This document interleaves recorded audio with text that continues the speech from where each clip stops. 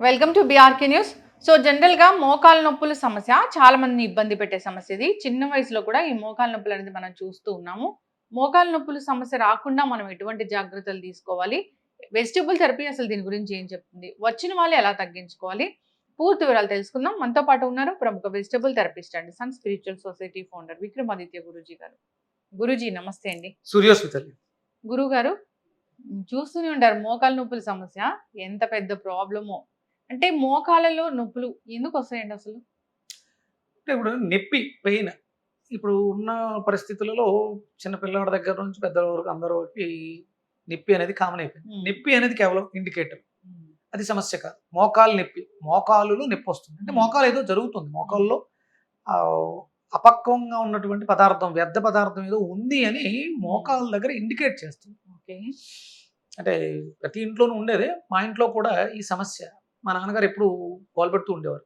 మరి నేను పెద్ద వెజిటబుల్ థెరపిస్ట్‌ని ఒక 4, 5 ఏళ్లుగా వెజిటబుల్ థెరపీ చేస్తున్నాను. మా నాన్నగారికి మోకాళ్ళ నొప్పులు ఎందుకు? హ్మ్.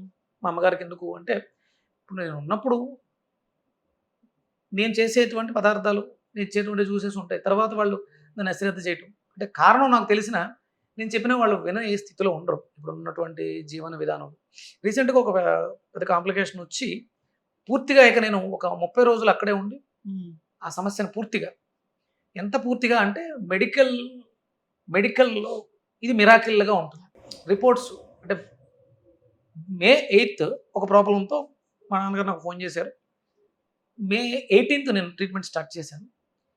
టుడే మనం జూన్ 18 టుడే. 8 హ్మ్. అంటే ఇంచుమించు నెల రోజుల్లో ఆయన చెప్పిన కాంప్లికేషన్స్ ఇంతకుముందు ఆయనకున్నటువంటి ప్రాబ్లమ్స్ అన్నీ కూడా వానిష్. హ్మ్. అంటే ఆయన జీవన విధానాన్ని దగ్గరగా ఉండి చూసి ఏం చేయాలో ఆలోచించి అది చేయడం జరిగింది. మీరు ఇందులో మోకాలు నొప్పి ఎందుకు వస్తుంది అనే దానికి నేను ఆయన గమనించాను.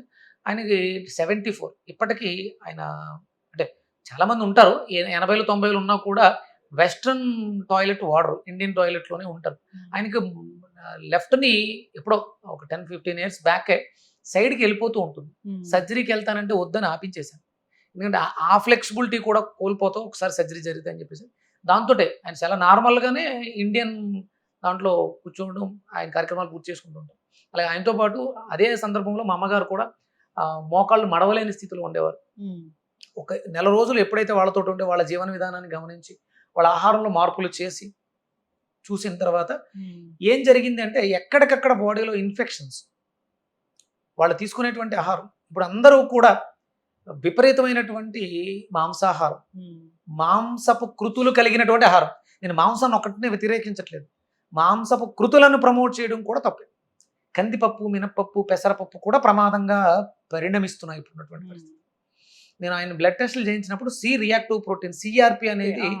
విపరీతంగా ఉండడం వల్ల హ్మ్. మీకు మోకాళ్ళ నొప్పులు వస్తాయి. అబ్బా! బాడీ పెయిన్స్ వస్తాయి.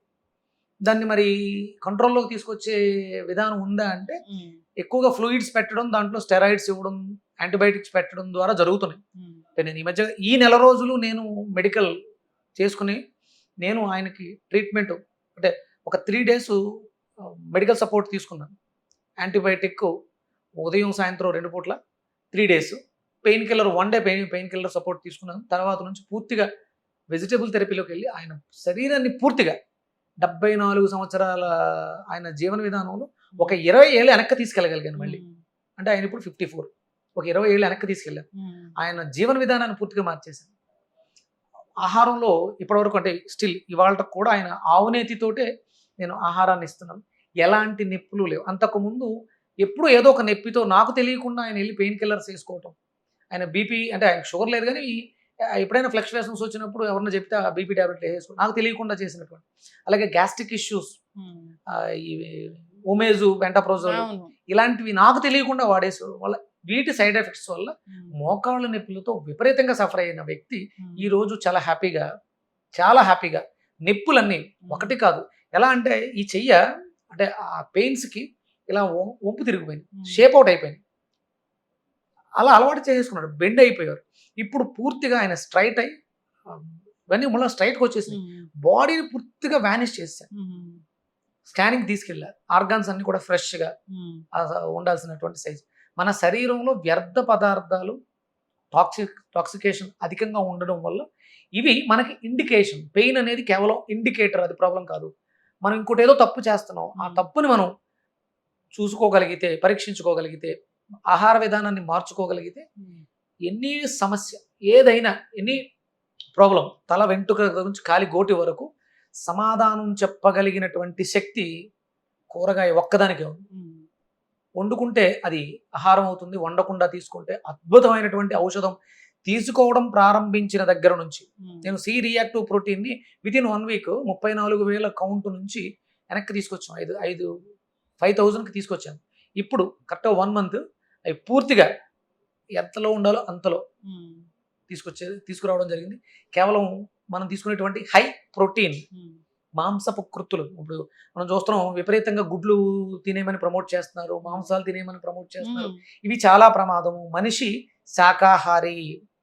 అవి కూడా ఎంత ఔషధమైనప్పుడు, కాయగూరలైన ఔషధమైన అతిగా తీసుకుంటే అది కూడా ప్రమాదమే. కందిపప్పు మంచిదే, బాగుంది కదా అని చెప్పి అందులో ప్రోటీన్ ఉంది కదా, రోజు కందిపప్పు తింటే ఇప్పుడు అంటే వేదం చదువుకున్న వాళ్ళు, బ్రాహ్మణులు పప్పు ఎక్కువ తీసుకుంటూ ఉంటారు, వాళ్ళు మాంసాహారులు కాదు, వాళ్ళకి కూడా ప్రాబ్లమ్స్ వస్తున్నాయి. ఎందుకు వస్తున్నాయంటే కందిపప్పుని అధికంగా తీసుకోవడం. హై ప్రోటీన్ ఏది కూడా అధికంగా తీసుకోకూడదు. మనకి ఫుడ్ పిరమిడ్ ఉంటుంది, ప్రోటీను, కార్బోహైడ్రేట్స్, ఫైబర్స్, ఇవి సమభాగాల్లో ఉన్నప్పుడే మనం ఆరోగ్యకరంగా ఉండగలుగుతాం. నేను near by 50 morning evening 2 times walking చేస్తాను, యోగా చేస్తాను, సూర్య నమస్కారాలు చేస్తాను. I'm healthy. అంటే వెజిటేరియన్ కాదు, వెజిటేరియనే నా జీవితం. కాయగూరలతో నా శరీరం పూర్తిగా నిండు ఉంది. ఉడకబెట్టి తీసుకోవచ్చు లేదమ్మా, అదే వండితే అదే ఆహారం మాత్రమే, ఔషధం కాదు. అసలు అన్ప్రాసెస్డ్ అంటే మనం ప్రకృతిలో మానవుడు ఒక్కడే పదార్థాన్ని ప్రాసెస్ చేసి మార్చి తీసుకుంటున్నాడు. సృష్టిలో ఏ జీవి కూడా ఆ ప్రాసెస్ చేయదు. అందుకని అవన్నీ ఆరోగ్యకరంగా ఉండండి. మనం కూడా అంటే ఇదే పూర్తిగా జీవన విధానం కాదు. అన్నం వండుకుని తినాలి, అన్నానికి ఆ ప్రాసెస్ ఉంది. కాయగూరలు మనకి ఔషధాలుగా కావాలనుకున్నప్పుడు ప్రాసెస్ చేయం. వంకాయ కూరగా వండుకుంటే అద్భుతంగా ఉంటుంది, అదే వంకాయ ఔషధంగా తీసుకుంటే కిడ్నీకి అద్భుతంగా పనిచేస్తుంది. నేను రీసెంట్గా ఆ వంకాయల్ని స్లైసెస్ కింద కట్ చేస్తూ నేను సలాడ్స్ కింద కూడా తీసుకుంటాను. నేను ఫోటో తీసాను, మీకు ఉంటే పంపిస్తాను. Kidney shape, urine bladder shape కనిపిస్తుంది. ఆ ఫ్రేమింగ్ అంటే ఇది కిడ్నీ మీద అద్భుతంగా పనిచేస్తుంది. శాస్త్రము చెప్పింది, మా గురువులు మాకు నేర్పించారు. కిడ్నీకి అద్భుతంగా పనిచేయడానికి ఇది చాలా బాగుంది. అంటే ఇది నేను ఇప్పుడు కిడ్నీ గురించి ఎందుకు మాట్లాడాను అంటే, బాడీలో ఇన్ఫెక్షన్స్, యూరిన్ ఎలిమినేషన్ జరగకపోతే ఇన్ఫెక్షన్స్ బాడీ అంతా స్ప్రెడ్ అవుతాయి. తద్వారా ప్రాస్టేట్ ఎన్లార్జ్మెంట్ వచ్చింది మా నాన్నకి, అది కూడా పోయింది. నేను అక్కడ బీరకాయ, వంకాయ, తమలపాకులు జ్యూస్ 3 రోజులు ప్రాసెస్లో ఇవ్వడం ద్వారా ఆయనకి ఆ ప్రాబ్లం క్యూర్. ప్రాస్టేట్ చాలా త్వరగా వితిన్ 1 monthలో ప్రాస్టేట్, ఎన్లార్జ్డ్ ప్రాస్టేట్ నార్మల్ అయిపోయింది. స్కానింగ్కి తీసుకెళ్ళిన తర్వాత 2nd grade నుంచి వితిన్ 1 week నార్మల్ అయిపోయింది. Gall bladder infected, gall bladder normal అయిపోయింది. లెఫ్ట్ కిడ్నీ ఇన్ఫెక్టెడ్గా ఉన్నది నార్మల్ అయిపోయింది. ఇవన్నీ బిఫోర్ ఆఫ్టర్ నా దగ్గర. అంటే మెడికల్, నేను ఇందులో వెజిటేబుల్ థెరపీలో PhD చేస్తున్నాను. రేపొద్దుట నాకు ఇవన్నీ కూడా సబ్మిషన్స్కి ఉపయోగపడతాయి. నేను చాలా కేసెస్ స్టడీ చేశాను. కూరగాయలు పనిచేసినంత అద్భుతంగా, ఎలాంటి సైడ్ ఎఫెక్ట్లు, దుష్పరిణామాలు లేకుండా మనిషిని ఆరోగ్యవంతంగా మార్చడానికి ఇంతకు ముందు ఇంకోటి ఏదీ లేదు, భవిష్యత్తులోనే ఇంకోటి ఏది రాదు. కూరగాయలు తప్ప, కాయగూరలు తప్ప. ఈ కాయగూరలు అద్భుతంగా పనిచేస్తాయి.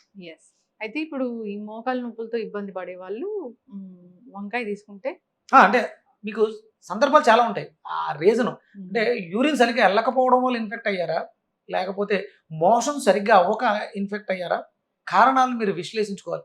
ఆకలి లేకుండా కూడా భోజనం చేస్తూ ఉంటారు. ఎక్కువ మెడిసిన్స్ మీద ఉన్న వాళ్ళు కూడా ఉంటారు.